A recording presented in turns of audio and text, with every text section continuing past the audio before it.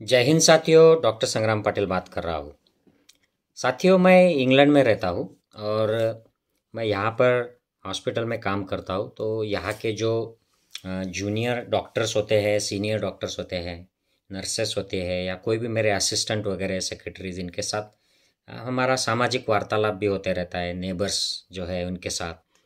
और हम भी जब बाहर घूमते हैं, सोसाइटी देखते हैं, अलग अलग जगह पर टूरिस्ट प्लेसेस में, सिटीज़ में जाते हैं, तो यहाँ की जो बातें हैं वो हम ऑब्वियसली सब सीखने जैसी रहती है। उनको फील करते हैं, अनुभव करते हैं उसका और उसमें से सीखते हैं। तो मैं मेरी एक कलीग है, मैं पिछले हफ्ते, यही हफ्ते कुछ दिन पहले उसके साथ मैं ऑपरेशन थिएटर में पोस्टेड थी वो मेरे साथ। तो मैं इंचार्ज होता हूँ क्योंकि मैं कंसल्टेंट लेवल पर काम करता हूँ और वो हमारे अंडर वो सुपरवाइज तरीके से सीखते हैं। तो उसमें सोशल बातें भी होती है। तो मैंने बोल उनको पूछ लिया कि भाई क्या कर रहे हो वीकेंड पर।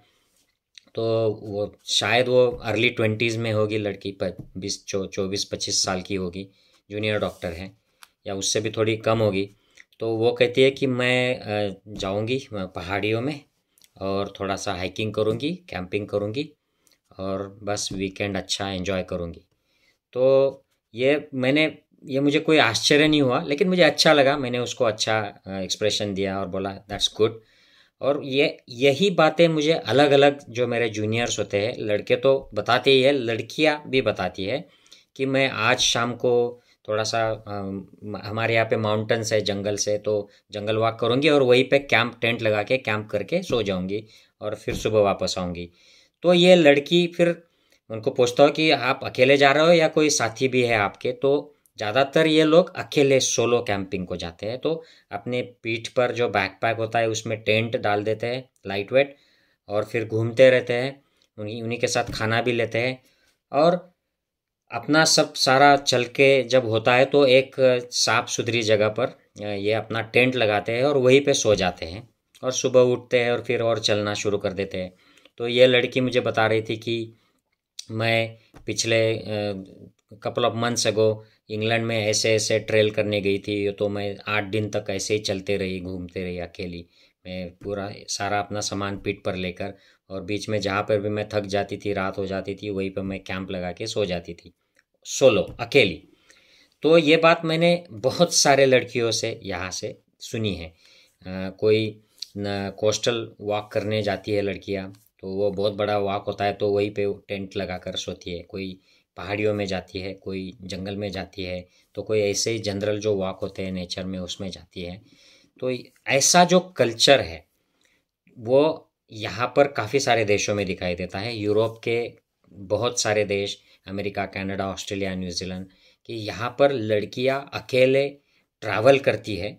और ये ट्रैवल मतलब सिर्फ फ्लाइट पर, ट्रेन पर, बस पर या अपनी कार लेके नहीं है, या साइकिलिंग करती नहीं है। तो वो अकेली ट्रेकिंग करती है जंगलों में, पहाड़ियों में, जहाँ पर दूर दूर तक कोई भी नहीं दिखाई देता है, मोबाइल का रेंज नहीं होता है।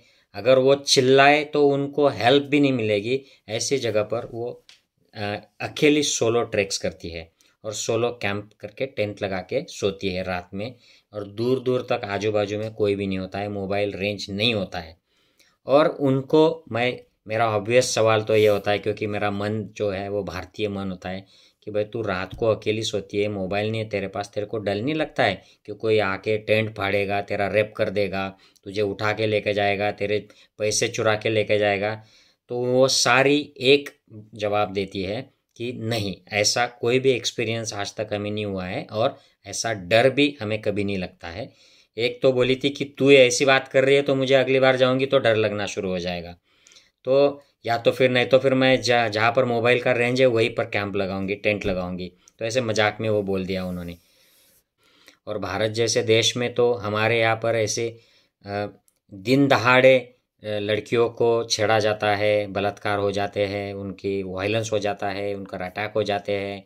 और ऐसे लोग पता भी होते हैं, 90% केस ऐसे है होते हैं भारत में कि रेप किसने किया ये पता होता है, तो नॉन पर्सन रेप कर देता है। तो और बहुत सारे केसेस में तो रेप करने वाला सबको पता होता है, लेकिन वो जो आदमी होता है वो फिर भी खुला घूमता है, उसको समाज में प्रतिष्ठा रहती है। ऐसे बहुत सारे हमारे मंत्री है, हमारे एक सांसद है, विधायक है, कोई गुरु बाबा लोग हैं जिन पर ऐसे एलिगेशंस हो गए हैं। यहाँ तक कि बड़े बड़े जो चीफ मिनिस्टर, प्राइम मिनिस्टर, इन पर भी ऐसे इस तरीके के आरोप लग चुके हैं हमारे देश में, जो आज भी सत्ता में है।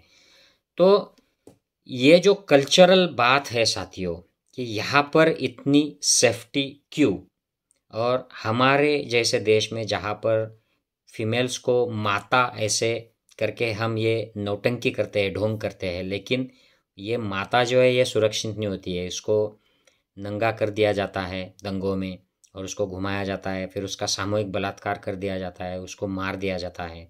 वो दिल्ली में निर्भया हो, या हमारे महाराष्ट्र की अभी अभी अभी एक लड़की का ऐसे ही बलात्कार हो गया मेरे ही एरिया में, खानदेश में, और कुछ साल पहले महाराष्ट्र में ऐसा हो गया था। ये बार बार होता है, और ये सिर्फ रिपोर्टेड जो सामने आई ऐसी केसेस है, जो सामने नहीं आती है, जो पर्दे के पीछे ही रह जाती है, रिपोर्ट नहीं होती है। ऐसे कितने अत्याचार और बलात्कार इंडिया जैसे देश में होते हैं। इन्हीं को देखकर कुछ साल पहले यूएस की जो गवर्नमेंट एजेंसीज है, उन्होंने उनके देश के लड़कियों को, औरतों को बोला था कि इंडिया में अकेला ट्रैवल न करे, वहाँ पर रेप का रिस्क है। और ये इंडिया एक देश नहीं है, ऐसे काफ़ी सारे देश है। हम लोग टॉप 10 मोस्ट डेंजरस देशों की जो लिस्ट है उसमें आते हैं। तो मैं इसी बहाने आपको टॉप 10 सेफ कंट्रीज जो है और टॉप 10 डेंजरस कंट्रीज है उनकी भी लिस्ट बता देता हूँ। तो ये सेफ्टी का जो होता है, जब फीमेल सेफली किसी जगह पर, किसी देश में ट्रैवल करना चाहती है, तो वो उनका कंसर्न क्या होता है? तो उनका कंसर्न ये होता है कि जहाँ हम जा रहे हैं वो समाज जो है, वहाँ पर औरत की कितनी अहमियत है, उनका कितना सम्मान है, उनका कितना सेफ्टी है। सो मेल फीमेल जो जेंडर गैप होता है ये कैसा है? अगर कोई कंट्री में, सोसाइटी में फीमेल की कीमत नहीं है, श्री भ्रूण हत्या चलती है, फीमेल्स को मार दिया जाता है, वायलेंस होते हैं उनके खिलाफ, क्राइम्स होते हैं, सेक्सुअल वायलेंस होते हैं, डोमेस्टिक वायलेंस होते हैं, तो ऐसे सोसाइटी में ऑब्वियसली फीमेल सेफ नहीं रहेंगी। तो ऐसे इन क्राइटेरिया को ध्यान में रखा जाता है, और एग्जैक्टली ये जो इंडेक्स निकाला जाता है सेफेस्ट कंट्रीज फॉर फीमेल्स में, इसमें कि वुमेन को प्रोटेक्ट करने के लिए क्या किया जाता है इस देश में। तो मैं एक बड़ी अजीब कहानी सुनाता हूँ। ये कहानी नहीं है, एक बात है, दिस इज़ अ थिंग। मैं दुबई, अबू धाबी ट्रिप के लिए गया था कोविड के पहले। तो हमारे एक दोस्त है वहाँ पर, डॉक्टर है। तो वो डॉक्टर बोल रहे थे, संग्राम भाई, अगर आप, हम एक बीच पे चले गए थे वहाँ पर अबू धाबी में, और कहते कि आप यहाँ पर अगर आपके घर की कोई लड़की 18-20 साल की, अगर उसको लाकर छोड़ दोगे रात के 12 बजे, उसको सिर्फ छोड़ दो आप, और कुछ लोग अगर यहाँ से जा रहे हैं, तो उस लड़की की तरफ वो अपनी नज़र तिरछी कर कर भी नहीं देखेंगे, गलत नज़र से भी नहीं देखेंगे। अगर उस लड़की ने शिकायत कर दी कि ये लोग मेरी तरफ गलत नज़र से देख रहे थे, तो उन लोगों की ज़िंदगी यहाँ की पुलिस बर्बाद कर देगी। उसको छेड़ना तो दूर की बात है, उसका रेप करना तो दूर की बात है। आप यहाँ पर रात में एक लैपटॉप रख दीजिए, रात भर रख दीजिए, छोड़ दीजिए, और सुबह आइए, आपको लैपटॉप यहीं पर बीच पर रास्ते पर मिलेगा, बेंच पर पड़ा हुआ। तो ये जो कल्चर वहाँ का बन चुका है, वहाँ के सिस्टम्स का कल्चर बन चुका है, गवर्नमेंट का बन चुका है, समाज का कल्चर बन चुका है। फिर उससे वो समाज मुस्लिम है अरब का, या यहाँ का क्रिश्चियन है, इससे कोई लेना नहीं है, या जापान का समाज है, ये बुद्धिस्ट है, ये इससे कोई लेना देना नहीं है। ये वहाँ के समाज का, सिस्टम का, गवर्नेंस का कल्चर है, कि वहाँ पे कोई भी नॉनसेंस क्रिमिनल एस्पेक्ट जो है पॉलिटिशियंस का टॉलरेट नहीं होता है, क्रिमिनल एडमिनिस्ट्रेटर्स टॉलरेट नहीं होते हैं, सोसाइटी में जो क्रिमिनल्स है उनको रिस्पेक्ट नहीं मिलती है, रेपिस्ट है उनको रिस्पेक्ट नहीं मिलती है, उनको सज़ा मिलती है। अगर ये चीज़ें वुमेन को प्रोटेक्ट करने के लिए कौन कौन सी बातें हैं, ये अगर स्ट्रिक्टली इम्प्लीमेंट हो रही है उस देश में, तो ये बहुत बड़ा क्राइटेरिया होता है सेफेस्ट कंट्री का। फिर फ्रेंडलीनेस रैंकिंग आता है, उसमें ये भी कंसिडर किया जाता है क्राइम का रेट, जेंडर बेस्ड वायलेंस, ये वहाँ के फीमेल्स पर कितना वायलेंस होता है, सेक्सुअल असॉल्ट कितने होते हैं, overall accessibility of the systems for females, for women, global peace index पे वो कंट्री कहाँ रैंक करती है, कहाँ बैठती है, और ग्लोबल जेंडर गैप इंडेक्स, ये सारी चीज़ों को मिलाकर सेफेस्ट कंट्री की रैंक निकाली जाती है फीमेल के लिए, और उस पर आधारित किस कंट्री में फीमेल सेफली अपने आप सोलो ट्रैवल कर सकती है, ये रैंक निकाली जाती है। तो ये जो स्लाइड है कुछ ज़्यादा क्लियर नहीं है, इसमें मैं आपको फिर भी ये पढ़ के बताता हूँ लिस्ट की टॉप 10 और बॉटम 10 सेफ्टी में वुमेन के लिए सोलो ट्रैवल करने के लिए कौन सी कंट्रीज़ हैं। तो टॉप 10 में है Canada safest countries, New Zealand, Sweden, Denmark, Norway, Netherlands, Germany, Switzerland, Finland, Australia. तो यहाँ पर गौर करने वाली बात यह है कि मैं जिस देश में रहता हूँ इंग्लैंड में, यहाँ पर लड़कियाँ सोलो टेंट लेकर कैंपिंग करती है जंगल में, पहाड़ पर, और ये टॉप 10 में भी नहीं है। और यहाँ पर लड़कियों के खिलाफ कोई भी ऐसा क्राइम नहीं होता है, ये जो लड़कियाँ ट्रेकिंग को जाती है इनके खिलाफ कोई क्राइम नहीं होता है, लेकिन ये फिर भी टॉप 10 में नहीं है। अगर टॉप 20 की लिस्ट निकालो तो उसमें ये है, इंग्लैंड जो देश है ये। अब मैं आपको worst countries, most dangerous places on this earth जहाँ पर फीमेल ट्रैवलर्स को सोलो जाना नहीं चाहिए, ऐसी लिस्ट बताता। तो इसमें south Africa, Brazil, Russia, Mexico, Iran, Dominican Republic, Egypt, Morocco, India, Thailand, और इसमें आगे भी लिस्ट है, लेकिन मैं सिर्फ टॉप 10 ताकि हमें पता चले कि हमारा देश इसमें कहाँ पर है।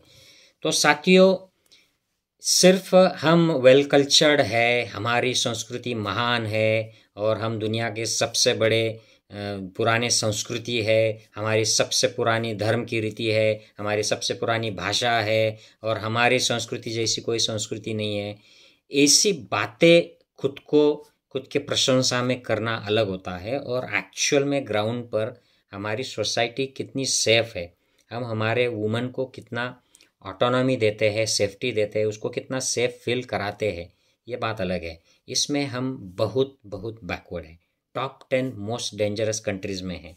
तो हमें सोचना चाहिए इस बात पर कि इसके लिए हमें क्या करना चाहिए। तो इसकी शुरुआत जो है साथियों, ये अपने पर्सनल लाइफ से होनी चाहिए कि क्या मैं ऐसी कुछ हरकत कर रहा हूँ, अगर आप मेल हो, ऐसी कुछ हरकत कर रहा हो कि मेरी हरकत की वजह से डायरेक्टली और इनडायरेक्टली किसी लड़की को, औरत को, माता को, बहन को, बीवी को, फ्रेंड को, कलीग को आपत्ति हो रही हो, उसको सेफ्टी नहीं हो रही हो। अगर उसके लिए आप रिस्पॉन्सिबल हो तो सोचिएगा कि आप क्या कर सकते हो, क्योंकि ये बहुत बड़ा, अगर आप धर्म की बात मानते हो तो ये तो पाप हो गया कि आपकी वजह से किसी महिला की, देवी की सेफ्टी धोखे में आ गई। तो उसको इंडिविजुअल लेवल से शुरू करना है कि मेरी वजह से किसी को अनसेफ फील नहीं होना चाहिए। उसको अनसेफ करना तो दूर, उसको हार्म करना तो दूर, उसको फील भी नहीं होना चाहिए। अगर मैं उसके आजू बाजू में हूँ तो उसको सेफ लगना चाहिए।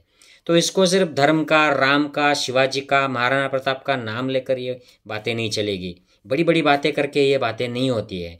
ये एक्चुअल इम्प्लीमेंटेशन करने से होती है, ये घर से शुरू होता है। आपके घर में लड़की, महिला, इनको कितनी इज्जत दी जाती है, इनको कितनी ऑटोनॉमी है, सेफ्टी है, इनको कितना फ्रीडम है, ये स्कूल से शुरू होता है, ये समाज से शुरू होता है, ये राजनीति में होता है, ये एडमिनिस्ट्रेशन में होता है, ये जिसे आप धर्म कहते हो उसमें भी ये होना चाहिए। तो इस सारा बदलाव जो है ये कल्चरल शिफ्ट, एटीट्यूड का शिफ्ट होना चाहिए, और तब ये जाके रिफ्लेक्ट होगा हमारे सोसाइटी के रियलिटी में। तब अगर पहली 2 लड़कियां भी हो गई और आपको और अपत्य चाहिए तो कोई भी जाकर फिर चेक नहीं कराएगा कि आगे जो बच्चा या बच्ची पेट में पल रही है उसका सेक्स डिटर्मिनेशन करे, और अगर लड़की है तो उसको गिरा दे। ये जो चीज़ें सिर्फ इंडिया में है साथियों, और इंडियंस जो बाहर निकल आते हैं यूके, यूएस में, यूरोप में, वो यहाँ पर आके भी ये चीज़ें फॉलो करते रहते हैं। तो ये बड़ी शर्म की बात है कि ये हमें क्यों करना चाहिए, और क्यों हमें ऐसे पीछे रहना चाहिए, डेंजरस कंट्रीज़ के लिस्ट में क्यों रहना चाहिए हमें। तो साथियों, मैं आशा करता हूँ कि ये वीडियो आपको कुछ सोचने पर इंस्पायर करेगा, मोटिवेट करेगा, और इससे कुछ हम सीख पाएंगे, ऐसी मैं आशा करता हूँ। ऐसे ही वीडियो से जुड़े रहने के लिए चैनल को सब्सक्राइब कीजिए। Please do share this video and like the video. Take care. जय हिंद साथियों।